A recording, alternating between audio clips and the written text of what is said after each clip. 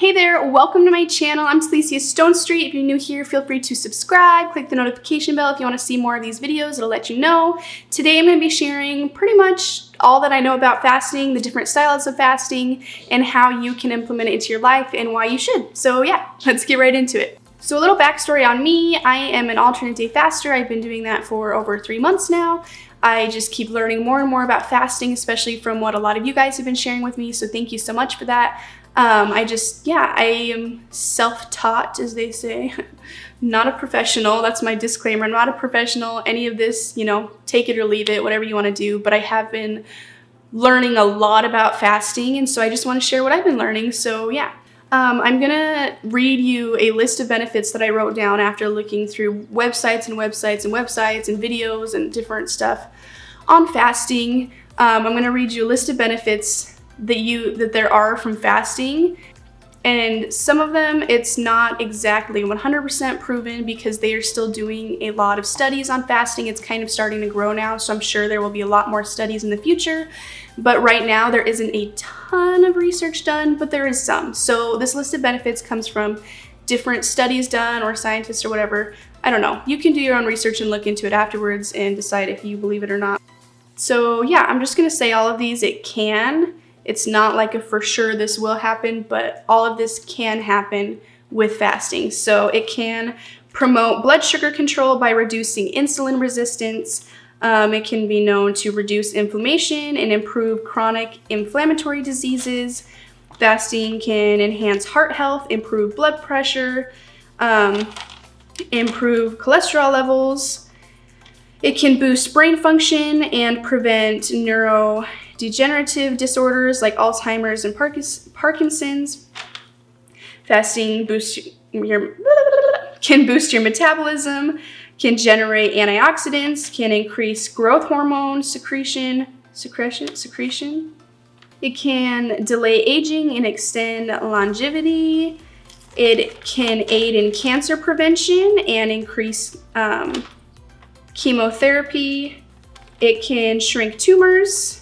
Fasting can promote weight loss, which is the main reason I wanted to do it, and I have noticed that myself. That's like a huge thing for me. Awesome for weight loss. It can promote detoxification. It can reset and improve or boost your immune system. It can help you get over sickness if you've got the flu or something. It can help rejuvenate skin and prevent acne. It can boost your energy levels and productivity. It can improve joint pain, arthritis. It can improve your hormones. So that's just like a general list, a really long list of things that fasting can help your body with. There's just so many of them. Like I said, I'm not gonna get into the specifics of each one of those in this video. I'm mainly talking about different styles of fasting and why it's good for you. So next I'm going to kind of get into what happens, what's going on in your body while you're fasting. This, I like specifically with the hour windows on this, comes from Dr. Eric Berg's studies. You can look more into that yourself, but this is from his study mainly. So yeah, at the 18-hour mark, when you start fasting and you fast for 18 hours, is basically like the golden number when the really, really good stuff starts happening. I think, at least in my opinion, from what I've been looking up, 18 hours is a really good amount of time to be fasting at the minimum amount. So at 18 hours, autophagy starts happening, which if you don't know what autophagy is, it's basically where your cells, autophagy literally means self-eating. So your cells start creating membranes that collect all the bad, dead, worn out, old cells and basically strips them down and then uses molecules for energy to make new cell parts. Basically, it's like cell recycling. Autophagy is, where your cells start recycling themselves, get rid of the old stuff and bring in the new improved stuff that can be used for building better cells, basically. Some people say that it happens in the 18 to 20 hour mark. And then where you get the most benefits from autophagy is the 48 to 72 hour mark. So if you fast for 48 to 72 hours, then you can get the most benefits from autophagy. Also with autophagy, if your body's not getting rid of those old worn out cells, this can lead to cancer, Alzheimer's, Parkinson's. So yeah, autophagy is really good for your body, really healthy, and there's a lot of benefits from it. Another thing that is going on while you're fasting is ketosis, where your body gets into ketosis, which is basically instead of using glucose for energy, your body starts using your stored fat and burning it for energy. That is why the keto diet is really popular right now, because if you can keep your body in ketosis, you're basically burning your fat at an extreme rate, like really fast. So that is another thing that happens with fasting. Ketosis, it's kind of different for everybody in different times, but basically from what studies have shown is that you start getting into partial ketosis from the 12 to 24 hour mark, and then generally anywhere in the 24 hours to 48 hours is when your body gets into ketosis. It's different for everybody. It does depend on what you're eating.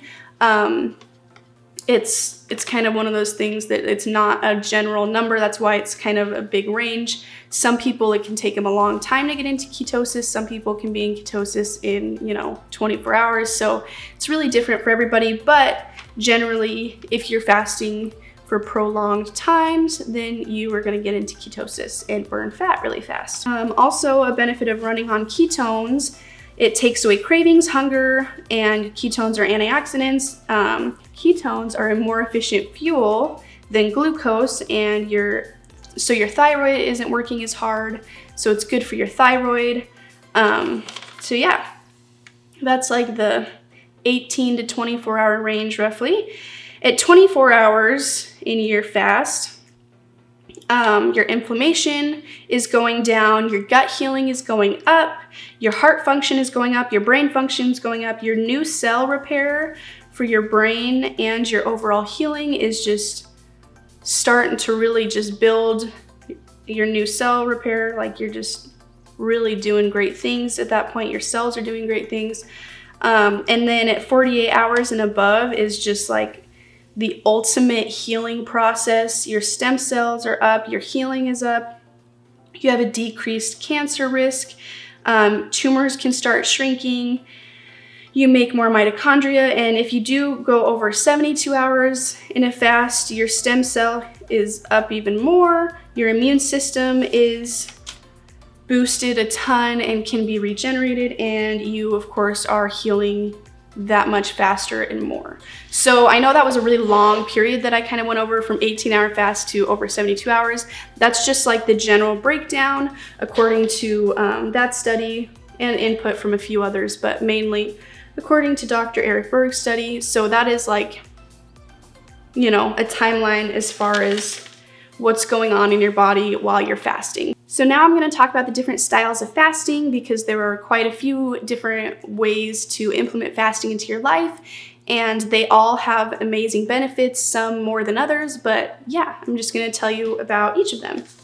So first is just the regular intermittent fasting, the 16-8 style, as it's called, which is basically where you fast for 16 hours and eat for 8 hours, and then fast for 16 hours and eat for 8 hours. It's a daily thing, it's constant. You generally want to be consistent about your, windows of eating and fasting. So let's say you started eating at 10 a.m., you would eat through until 6 p.m. that day, and then you fast again through the next day. You generally want to stay in that same range. You don't want to be switching it every day, because then that would not be the same amount of fasting. So that's the 16-8 method. I personally think that from what I've been reading, and according to that study especially, 18 hours seems to be a really good amount of fasting to get to if you can. So I think that the 18-hour mark would be a good one to do, which is just kind of even more with intermittent fasting. It's 18-6, so you fast for 18 hours and eat for 6 hours. Kind of same deal there. You would just only eat from 12 p.m. to 6 p.m. and then fast again the next day. And you can create your own window. It doesn't have to be 12 to 6. Just like a 6-hour window generally is what you would do if you were doing an 18-6 style of fasting. And then they also have the same thing with a 24, which is more intense, obviously, where you fast for 20 hours and eat for 4 hours. So if you fasted, or if you started eating at 12 p.m., you would stop eating at 4 p.m. and do the same thing through the next day. So that is like the general, if you're eating every day style of fasting, where you create your windows. So yeah, the 16-8 is like the generic basic version where you fast for 16 hours, eat for 8 hours, and then you can kind of crank it up. It doesn't have to be specific. You can do in between. Those are just numbers that are more popular, 16 hours, 18 hours, 20 hours. So that is one style of fasting. So the next style of fasting is OMAD, which stands for 1 meal a day. Basically is a 23-hour fast and a 1-hour feeding window. You are going to want to fast for 23 hours and then you eat for an hour. And usually you just eat like one large meal, not huge, but one pretty decent sized meal in your hour eating window, and then you start fasting again for 23 hours and do the same thing the next day. So you're still eating every day. You're just fasting for most of your day, pretty much. The next style of fasting is called the 5-2 diet, which, I mean, all of this isn't really a diet. It's not about different types of food. It's just about fasting, but it's called the 5-2 style of fasting, which is basically where you go 5 days of the week and you eat normally, no change to that. And then 2 days of the week, you are going to basically be fasting all day, except for you do get to eat up to 500 calories for women, 600 calories for men. So it's almost like 5 days normal and then 2 days with a really intense calorie restriction. So yeah, you can pick whatever day you want to do your calorie restriction on. So you could split it up and do, Mondays and Thursdays are the 2 days that you have your calorie restriction, and the rest of the week you just eat normally. The next style of fasting is alternate day fasting, my personal favorite. Yes, I am biased, and that is mainly the only one that I've done. I have tried 16-8 in the past, but I didn't stick with it long enough to see benefits, so I can't really speak on that. But with alternate day fasting, my personal favorite, because that's what I do, you basically eat every other day. So you are fasting for 36 hours. So if I stop eating at 8 p.m. on Monday, I would fast through Tuesday and then start eating again at 8 a.m. on Wednesday. So they do recommend to get the max benefits with alternate day fasting, that on your eating days, you eat between your BMR and your TDE, which is your basal metabolic rate, and your total daily energy expenditure. Basically, it's the amount of calories that your body naturally burns doing nothing, and the amount of calories that your body naturally burns doing what you normally do in a day-to-day basis. So they recommend that you calculate that and kind of try to follow that to get the most benefits out of alternate day fasting. I have never done that. I personally don't count my calories. I should, and I still tell myself I'm going to, but so far I haven't, and I still have amazing results. So, but if you do want max results, max benefits, it is recommended to do that. But you can eat pretty much whatever you want with alternate day fasting. So yeah, which leads me into the next style of fasting, which is modified alternate day fasting, which is basically the same exact thing as alternate day fasting, but you get to cheat a little bit. Just kidding, it's not really cheating because this is literally the style of fasting. So you would still go every other day like you normally would, eat one day, fast the next day, but on your fasting days, you can have up to 500 calories for women, 600 calories for men. This is a great way to start things, especially if you want to do alternate day fasting, but it's just too hard for you to fast the full day, the 36 hours. You can still eat up to 500 or 600 calories on your fasting days. And I will say with modified alternate day fasting, you still get like really amazing results as far as weight loss. So it is an awesome route to go, especially if you think 36 hours is too long of a fast, or if you do want to ease into doing the full 36 hours, it's an awesome way to go because it's like you get that little break. You know, you can kind of go as long as you can, fast as long as you can. Maybe you've gone 22 or 23 hours, but then you're like, okay, you know, I need to eat something, you know, eat something small, something simple that's gonna help you, and then, you know, make it on to the next day. So modified alternate day fasting is 36-hour fast, except for you can have up to 500 or 600 calories. And I know that might not make sense to some people, same with the 5-2 diet that I talked about, where you're eating on your fasting days. Technically, it's not a fast, and it does break your fast to have calorie intake, but you are at a calorie deficit, so you still will see awesome results, especially with weight loss. So yeah, so I'm gonna just tell you guys, maybe if you listen to this and you know, one of the fasting styles intrigued you and you want to know how to start or what to do next, I'm just going to kind of give you some pointers, tips from what I've learned and how to get started. So I think some of my biggest tools that I can tell you to optimize your fast are these. One, eat healthier foods. I know like a lot of these fasts, you can get away with eating whatever you want and eating junk food, but you're gonna feel even more miserable. Just think of like how you would feel right now if you just started timing yourself and going without food. Like you're already gonna be like, oh, like it's been so long and I haven't eaten, I wanna eat. If you're not eating healthy foods, it's kind of just gonna like, magnify that. It's just gonna make it worse. If you're eating healthier foods, you're getting your nutrients in, then you're really gonna be feeling your best. So I do recommend eating healthier foods if you can, as much as you can. Another thing along the same lines is to cut out sugar as much as you can. Sugar is just one of those foods that is just so bad for you.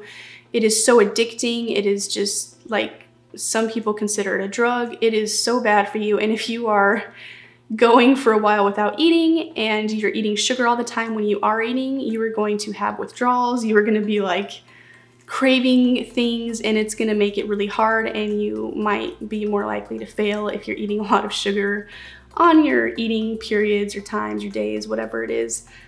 Another thing that is so important, this is like, I should have said this first, is to replenish your electrolytes and minerals, especially if you're doing a longer fast, if it's getting into that, you know, over 20 hours, whatever it may be, you are going to need to replenish your electrolytes. If you don't replenish your electrolytes and minerals, you can feel lightheaded, weak, dizzy, nauseous, just tired, out of it. It's basically like, even though you may be getting all these benefits, you might not be feeling like that because you are running low on electrolytes. And this is like, I know I've said especially a lot, but especially if you're working out or exercising while you're fasting.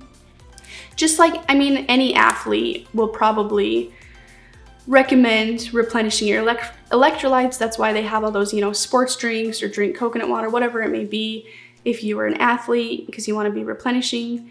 So that is like, especially if you are fasting for a longer period of time, if you replenish your electrolytes and minerals, you'll just be feeling so much better and really getting the benefits of your fast.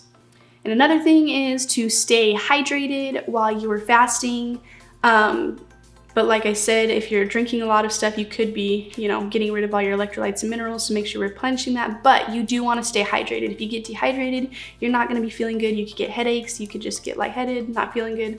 So you want to stay hydrated, be drinking your water, be drinking your fluids. Another thing that I highly suggest, especially if you're going to start fasting, is to take pictures of yourself, especially if you're doing it for weight loss. I use that word a lot, sorry, especially. But if you were wanting to fast to lose weight, I highly recommend take pictures. I wish I would have taken more pictures of myself before, because you do not realize how much of a difference you are making in your body, in your health, in yourself, if you are not taking pictures, videos, measurements, you know, whatever. But I highly recommend to take pictures. You don't need to show anybody, you don't need to post them, just like keep them in your phone.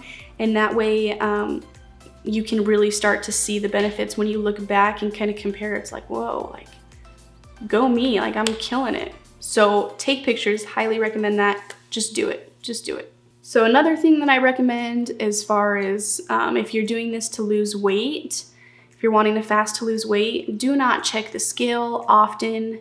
We all fluctuate with our weight so much, and yes, you may be losing weight fast with fasting, but you do not want to be checking your weight every day. That is just not a healthy habit to have.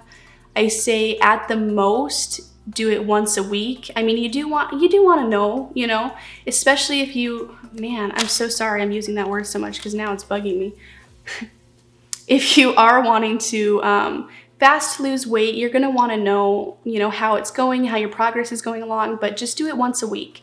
That is plenty enough to see how you're doing, and do it at the same time, you know, in the morning before you've eaten anything. But overall, like, don't be getting on the scale every day because that can get discouraging. Even if you are making progress, you know, like I said, everybody's weight fluctuates so much that it's hard to tell if you're constantly looking at the scale, and it can be a reason to bring you down. So just don't do it. Just do it once a week, you know. And even then, you don't have to do it once a week. If you want to do it once a month or once every 2 weeks, you know, do what works for you. So another thing, you can be drinking any 0-calorie drinks while you're on your fast. This is something that has helped me tremendously by drinking tea, coffee, and that is without cream or sugar, just black, regular coffee or tea. You can be drinking this while you're on your fast.